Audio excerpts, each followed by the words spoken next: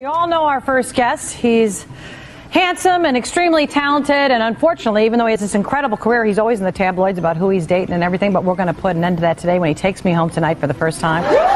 Please welcome Gerard Butler.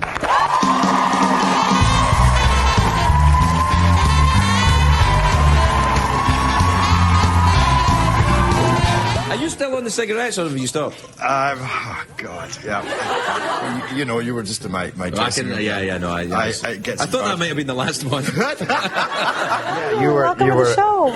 Already, I'm pulling my clothes off, huh? Well,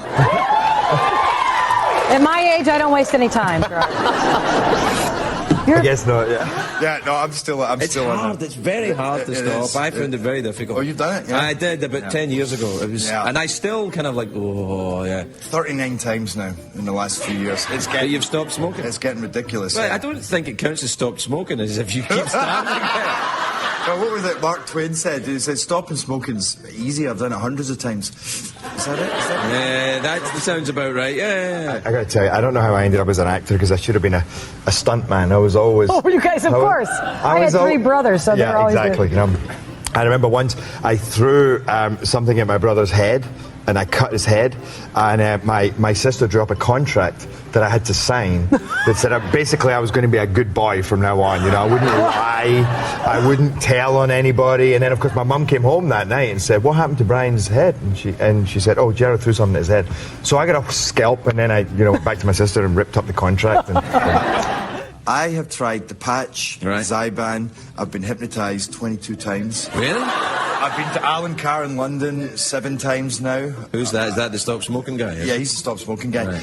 Hold on, I've had my ears electrolyzed. I've had my veins injected with sodium pentothal, and I even was in Jerasulem. You're not going to tell the truth anymore after that. I think it's pretty clever. Your sister thought of the contract. My sister was very smart. Yeah, actually, I trained as a lawyer, but she should have been the lawyer in the family. Really? If she's writing up contracts when you were a kid? I was in Jerasulem. Right, I was in Jerusalem at the place where Jesus was laid out, and I remember I had this epiphany. It's like this little kind of cubbyhole where he was laid out, and I thought, God, if he died for mankind, the least I can do is give up the fags. Smoking, and I thought, this is it. I felt this energy, this rush. I really thought people could see me glowing, but 2 hours later, I was trying in my best Hebrew to ask for a packet of them. I'll be ready. You went to law school. Yeah. You were working. You started a career in law. I did. And so tell us what happens. When do you make a decision to go? I mean, it's a completely different field. Yeah, I think it was always something that was eating away at me. You know, I even through school, from 11, 12 years old, I had the acting bug, and I really wanted to do it. But you're not a religious man, are you, sir? Now tell me about this movie then. What is the 300? What's that about? Oh, 300. Yeah. There's been so many. Oh, right. Do you smoke in this movie or not? No, I didn't smoke during this. I quit for 5 months. Oh, well, there you are then. And then just towards the end of the film, it was a beautiful snowy night in Montreal, and I kind of walked down the street and I thought, I'd like a fag. Yeah. I'd like a cigarette. Sorry.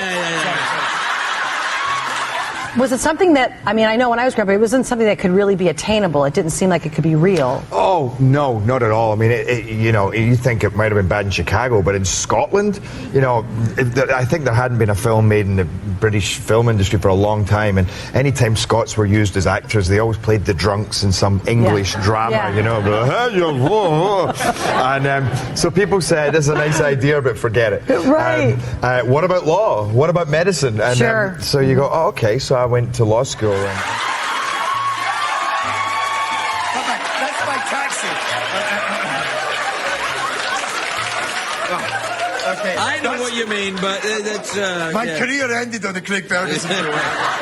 Strangely enough, so did mine. Oh, now I'm hitting his leg. No, it's all right. So when you're in school and that's a lot of work. Are you thinking to yourself, something's missing? I'm just not passionate about this? In actual fact, school I enjoyed.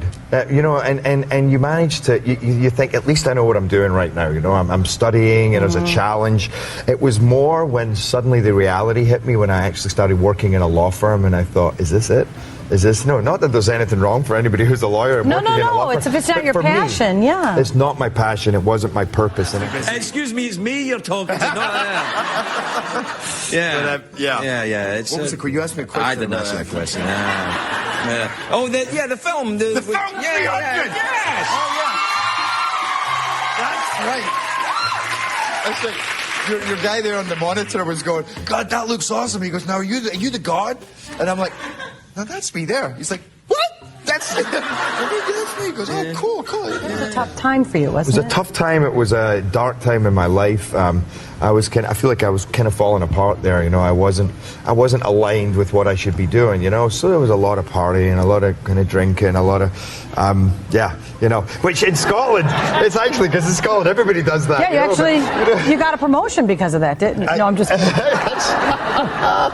You know, it's just I don't know, between masks and beards and... Yeah, you know, it's good. Yeah. How'd you get your cigarette in when you do all that business? Hang on, I'll be there in a minute! Then I was a week away from qualifying as a lawyer, and I was fired. But they said they were totally understanding, and they said, you know what, this is not where your passion lies. Go and follow your dreams. This is, we're doing you a favor.